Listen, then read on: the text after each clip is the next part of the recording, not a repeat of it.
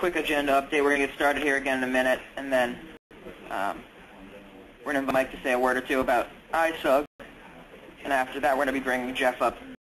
His tips and tricks on ASE 15 configuration.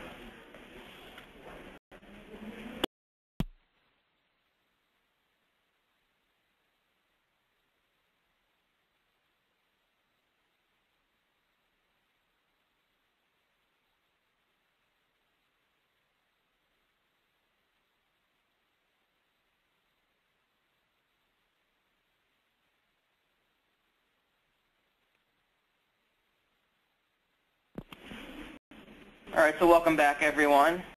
This is part of mLogica and ISUG's Tips and Tricks web series that we'll be doing. Our next one's scheduled for Wednesday, July 14th. No, that will be broadcast online again. We won't be seated for that one, but we will have a lot more seated ones coming. We'll be visiting different cities as well, so make sure to look out for those. We'll be looking at underused features of ASE. That should be pretty exciting. Jeff seems to have personal interest in discussing that. I want to invite Mike Harold to say a couple words about ISUG. It really helps this program work. Are you online okay? Yeah, I am. Can you hear me okay? Yeah, I can all hear you here in New York just fine. Fantastic. Well, I appreciate everybody who is attending today, both those of you that are in New York and those of you online. My name is Harold, and I am the Executive Director of the International Sybase User Group. We're a member-driven organization, for those of you that are not familiar with us, and we support members in about 60-plus countries around the world. One of the things that we obviously this year in partnership with mLogica is this series of tech casts, and is to provide practitioners of ASE and replication with some tricks and information that they can put into practice in their jobs on a day-to-day basis immediately after attending these events. For feedback on these events, you can send that to us, feedback@isug.com. That's ISUG.com. And we're happy to take that feedback, and we're also happy to hear suggestions for future topics. One of the things is to make sure we do provide information that our members are looking for. So if you've got things that we're not covering that you'd like to see us cover, please do let us know.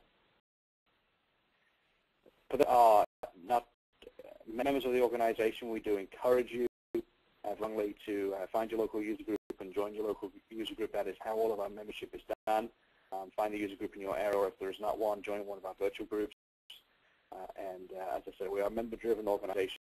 And we should Welcome to GoToWebinar, Web Events Made Easy. I think that that's a good sign that we're doing things that you guys want to see. We publish a technical journal on an electronic format. We also print it on a quarterly basis. Those of you that are planning to go to TechWave this year, we will have Q2 edition in print format available for all the attendees at TechWave.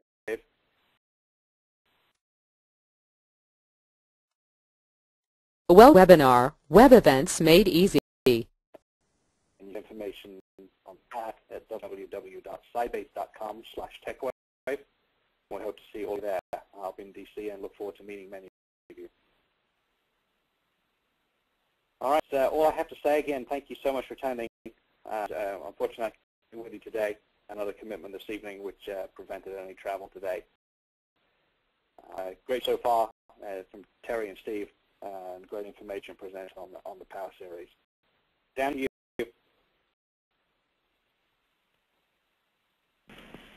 All right, thank you for that. Do you have screen back up here? I'm Dan Goykin. I'm the business director for development here at mLogica. For those that are new or to mLogica or need a refresher, we specialize in very high-end information management, high consulting, doing resource management. We have a passion and a very strong skill set in the business intelligence space as well. As part of today's event, too, we're offering a very, very good offer. We're going to be doing a day of free consulting with Jeff or one of our other principal consultants. We will be looking to do it on-site, looking for customers to pick up travel, but we will be offering that as a free non-billed assessment for you. So to for that, you can make sure to email me, daniel.goykin@mlogica.com. You can go to our site and reach us that way as well.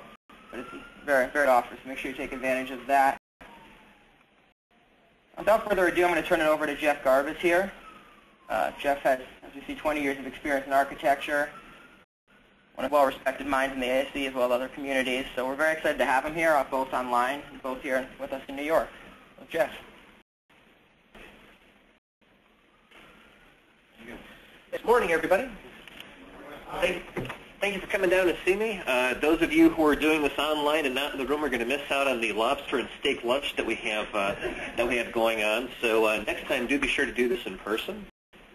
This presentation is based on an article that I wrote for one of the Sybase journals. I wish I could tell you I remembered which one, but I wrote it a while back, and we turned this into a presentation for all of you. So that said, I'd like to make this relatively interactive for those of you who are here in the room. If you have any questions, feel free to jump in, ask, critique. I'm easy. And without further ado, I'm just going to start jumping into this. This particular set of recommendations is based upon, most of what I do is performance and tuning work. I've been doing mostly performance tuning work since 1989 on Sybase anyway. SQL Server as well. They were the same code base that long ago.